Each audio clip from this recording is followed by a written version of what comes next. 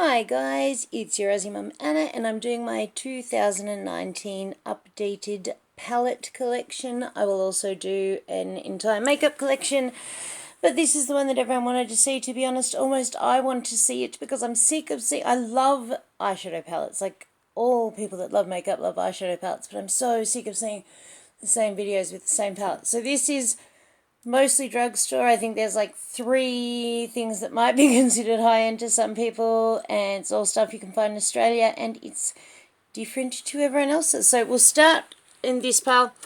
This is designer brands, so these are just 2 quads I have, and these are their talc-free formula, so the mineral-based mica ones. Obviously I got them at 30% off. This is called Added Warmth 760, and this one is called Pretty and Plum 761. I feel like a bingo caller. Pretty and Plum 761.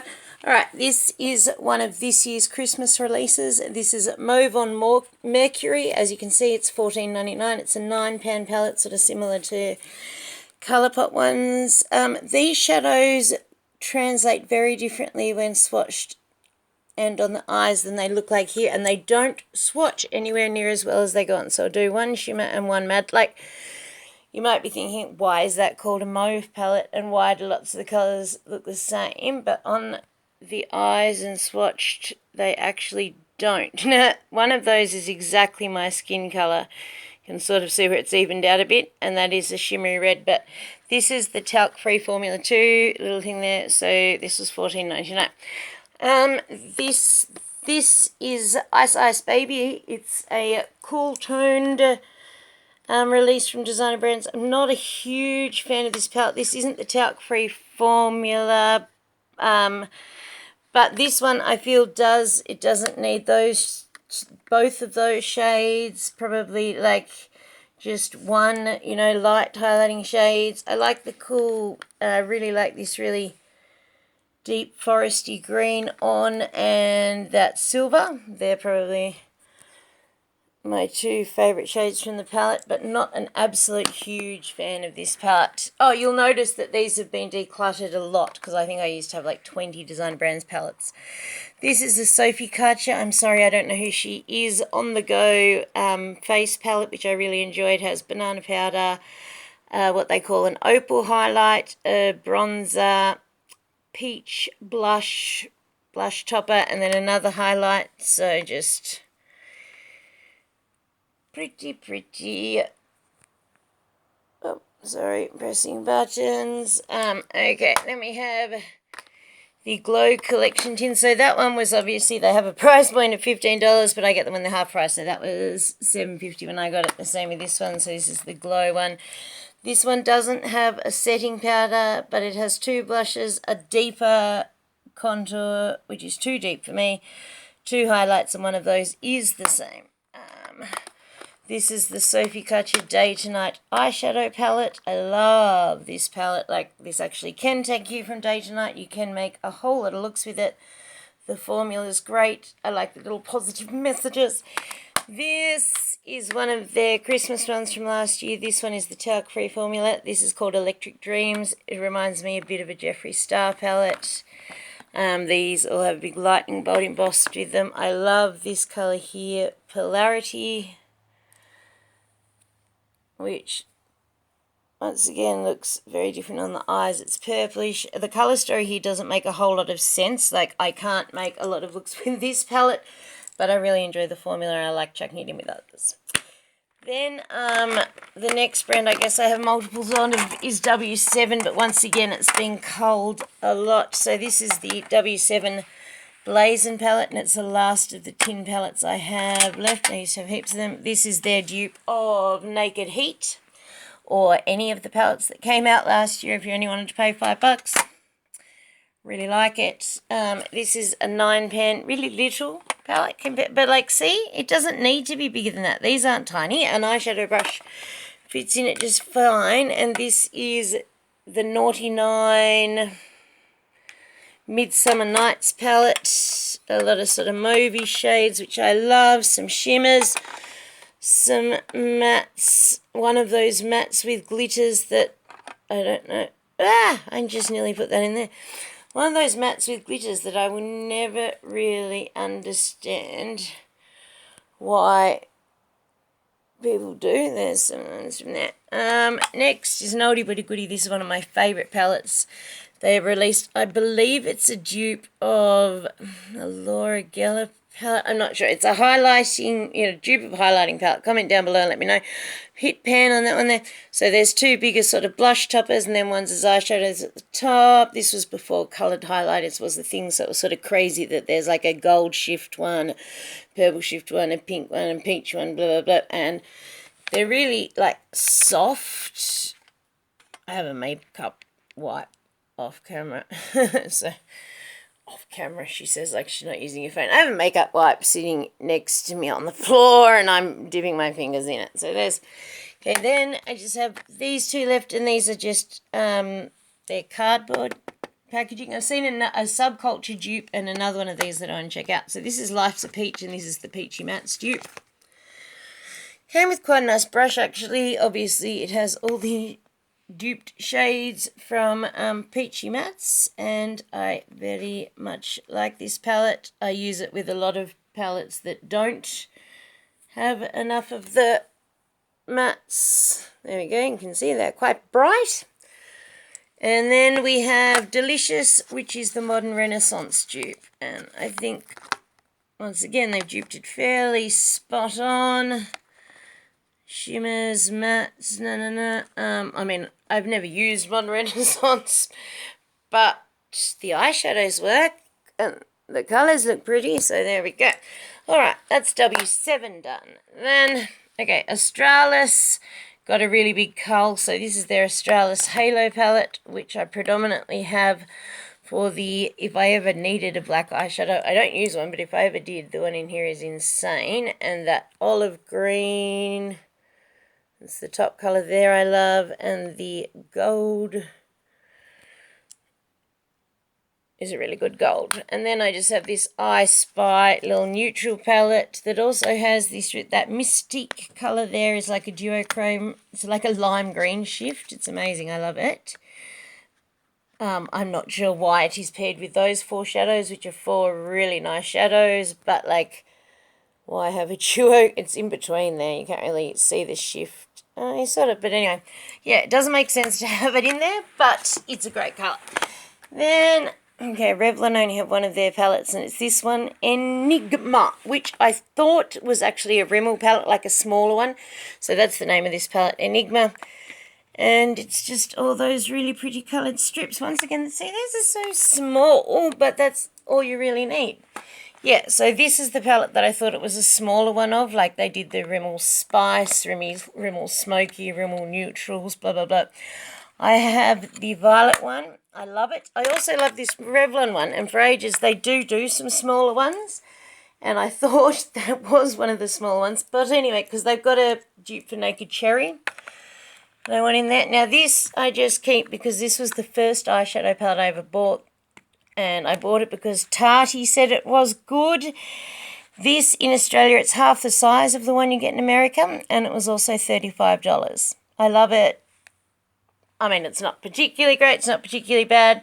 At the time, I thought I was so great and innovative, so that is L'Oreal The Blushed Nudes. Then, this is a palette I actually got just before. This is from a brand that is released in our supermarket, and our supermarket is doing an end of financial year thing. Actually, check the previous video. It's a haul of makeup and homewares that I got from the supermarket. But anyway, as you can see, the colours are ones I love, the mauves and the pinks and the face powders. I am amazed with this palette. Like, they feel beautiful, and so far, they are looking incredible too. So those three at the end there are three that. So yeah, that is MCO Beauty. If you live in Australia and you've got a Woolworths, get down there because it must be nationwide. And then we'll go to Maybelline. So I think if I did this in order, first of all, I have the blush nudes, which I got to do a comparison video with the L'Oreal blush nudes because that's what YouTubers did then. It's crap, but I like the memories of it. Then I have the Burgundy bar, which is like, they did, the blush nudes, smoky nudes, nudes, you nudie nude again, and blah, blah, blah. And then the Burgundy bar was the first time they sort of branched out and did some deep colour except for smoky nudes, but they were just like muted, blah, blah, blah. I think I gave those, I used them on my girls in rhythmic gymnastics, actually. But these ones, like, they actually came out with some colour. There's 2 swatches there, and I quite like that palette. Then the next one, these were both I got for $15 each instead of the $27. This is the Total Temptation, so it's got like a warm look on that side, a cool look on the other side, and then a like highlighting shade or whatever, a bigger shimmer brick stuck in the middle. Not their best formula. The warm side works better than the cool side, which is a shame because I bought it for the cool side. But anyway, I do like this one. This is the Maybelline Countdown palette. It was like a New Year's Eve release. I got it, and the lipstick, which is a really nice rich burgundy with like, it sounds like it's going to be horrible because I'm going to say a really nice rich burgundy with a gold glitter through it, but it's different. It's nice. It's different. It's nice. It's lovely. But if you are Australian or you know Kath and Kim, thumbs up.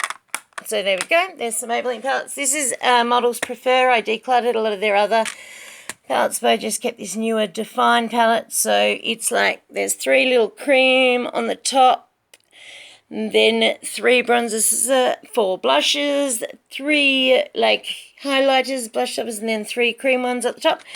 I love the mirror. I love all of the colours in here. I use them. I get a lot of use out of that palette for the short amount of time. These are from the Too Faced Christmas collection last year, I think, the Boss Lady Diary one.